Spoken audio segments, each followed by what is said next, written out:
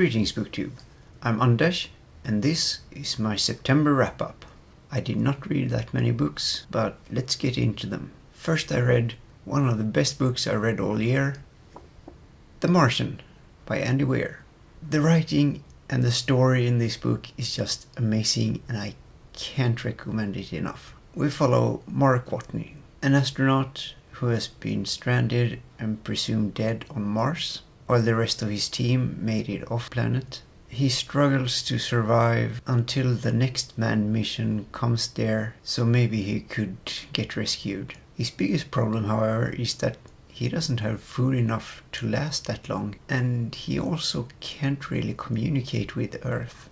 I haven't watched the movie adaptation, but if it's half as good as the book, then it's one of the best movies ever made. I gave it 5 stars because Goodreads won't let me give it more. Oh, and Annie Montrose for president.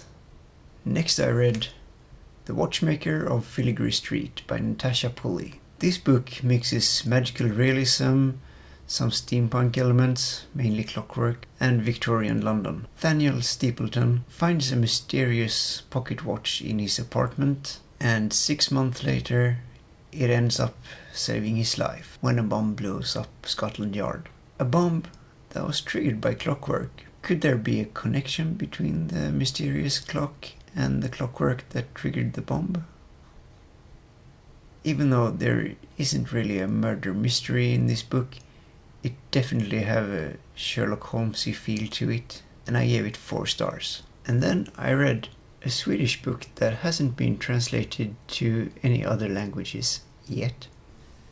Över frusen älv by my friend Therese Ingmarsson.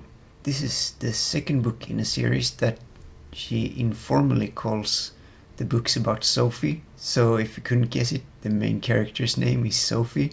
And since it's the second book in the series and it hasn't been translated into English, I probably shouldn't tell you too much about it. But if you're interested, or if you know how to read Swedish and you want to read it, let me know in the comments and I'll tell you what it's about.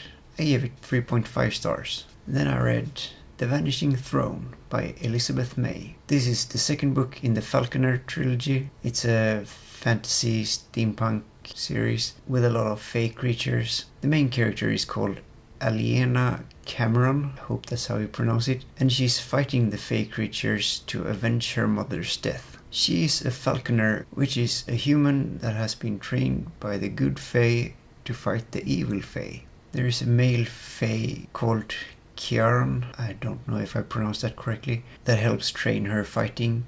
And she also has a pixie called Derek living in her closet, and he likes to tailor clothes for her, both ball gowns and clothes that she wears when she's out fighting. And he also gets really drunk on honey every now and then. It's been a long time since I read the first book, so I don't want to say too much in case I spoil the first book. But it was a bit slow in the beginning. It might be because it's been such a long time since I read the first book, but after a while it picked up and it got really good in the end. So I'm waiting for the third book now. I gave it 4 stars. This month I also started rereading the Legend of Zelda manga series. I read the first 5 books: Ocarina of Time Part 1 and 2, Majora's Mask, Oracle of Seasons, and Oracle of Ages. All of these manga books are based on the video games in the Legend of Zelda franchise. Each book is based on one game, with the exception of Ocarina of Time, and I think it's 4 Swords that have 2 books for one game. On top of following the games, there's also a theme running through all the books. They follow Link when he leaves his home in the countryside and sets out for Hyrule Castle to become a knight. And then he's thrust into the different adventures that correlates with the games. As you might know, I really love the Zelda franchise, and these books are just great. As with all comics and manga, they aren't very long and you really go through them fast. I have given all of them 4 stars so far. I guess that's all for now. Let me know in the comments what you read and liked this month, and thanks for watching. Until next time.